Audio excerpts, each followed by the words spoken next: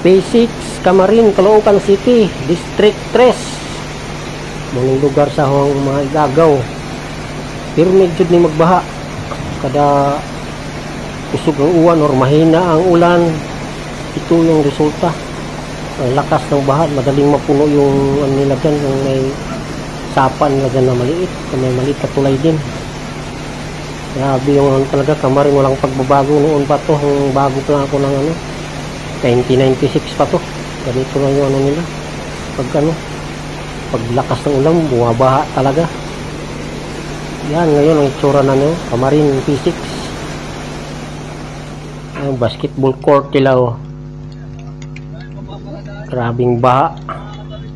Hanggang tuhod yata to, or wala pa sa tuhod, oh. Grabing tubig. Yan, oh. Sa may bandang sapa to. P6 Camarin, Caloocan City.